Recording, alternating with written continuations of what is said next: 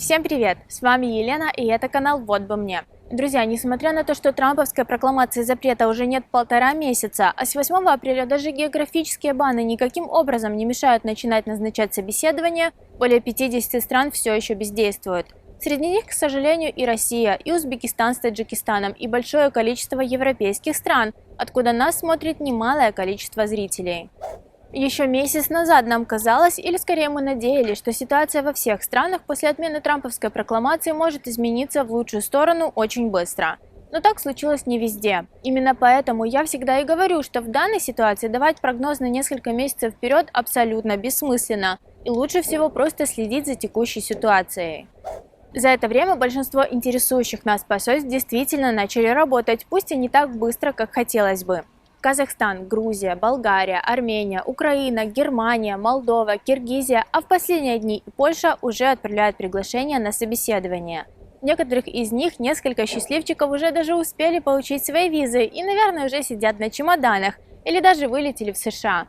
По крайней мере, если до нас дойдет очередь на собеседование, мы улетим в США максимум через 3 дня после получения визы, а не будем затягивать это событие на недели и тем более месяцы. А вот в России шансы того, что собеседования начнут проводиться, наоборот, уменьшаются с каждым днем. Связано это с чуть ли не ежедневным ухудшением дипломатических отношений. Мы не будем обсуждать политику и рассказывать, кто прав, а кто нет, но точно понятно, что при таких раскладах больше всего страдают простые граждане, возможности выехать из страны для которых становится все меньше. Сейчас все идет к тому, что через некоторое время страны могут выслать последних из оставшихся дипломатов и консулов, и тогда посольство США в России не откроется совсем. Ссылки на свежие новости по этой теме я оставлю в описании под видео, можете с ними ознакомиться и понять, что происходит. В связи с этим у многих победителей лотереи остро стал вопрос о возможности переноса своего собеседования в другую страну, где посольство США обрабатывает заявки. В более ранних видео я уже рассказывала, что в этом году сделать это не так просто, как кажется. Даже в прошлые годы, когда работе посольств не мешала пандемия и президентские запреты, для переноса собеседования должны были быть основания. Правда, раньше к этому относились более лояльно и практически всегда такую просьбу удовлетворяли.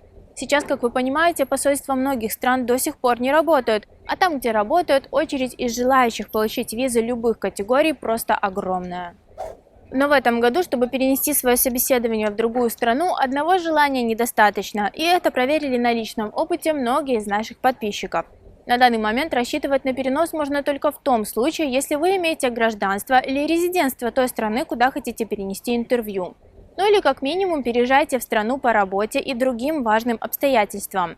Конечно, могут быть исключения, и может кому-то перенесут интервью без проблем, но насколько мне известно из информации на разных форумах и чатах, ситуация сейчас противоположная. И в переносе отказывают даже при наличии рабочего контракта и вида на жительство в другой стране, а иногда просто игнорируют запросы. К тому же лично нам не кажется хорошей идеей переносить интервью, например, из России в Украину или Армению, где собеседование хотя и назначили, но катастрофически мало. 33 назначенных интервью в Украине и 11 в Армении – это капля в море, и шансов при переносе интервью в эти посольства у вас вряд ли прибавится. Конечно, это больше, чем ничего, но если уже заниматься переносом, то, скорее всего, делать это нужно более обдуманно и выбирать те страны, где собеседования будут проводиться намного активнее. И напоследок, о наших причинах переезда в Грузию. Друзья, мы приехали в эту страну в качестве туристов и на данный момент не планируем заниматься переносом нашего собеседования из Киева в Тбилиси. Для этого у нас, как я и говорила ранее, оснований недостаточно. Да и посольство США в Грузии пока работает не намного быстрее, чем посольство США в Украине. Мы будем следить за ситуацией, и если у нас появится желание и возможность перенести собеседование в Грузию или любую другую страну, я обязательно вам расскажу и буду делиться всей информацией на эту тему здесь. А если у вас уже есть положительный или негативный опыт переноса интервью в другие страны, или вы лично знаете людей, которые этим занимались, делитесь такой информацией в комментариях, она будет очень полезной для всех. На сегодня все, друзья. Как только появится любая новая информация на тему работы посольств в странах, где собеседование еще не назначают, я сразу же сообщу. Уже в ближайшие дни выйдет очередной визовый бюллетень, а это значит, новый выпуск новостей на канале появится уже совсем скоро. Если информация была полезной и познавательной, поддержите наш проект. Подпишитесь на канал, подключите уведомления, поставьте лайк и поделитесь этим видео с друзьями. А если у вас остались вопросы к нам, смело задавайте их в комментариях.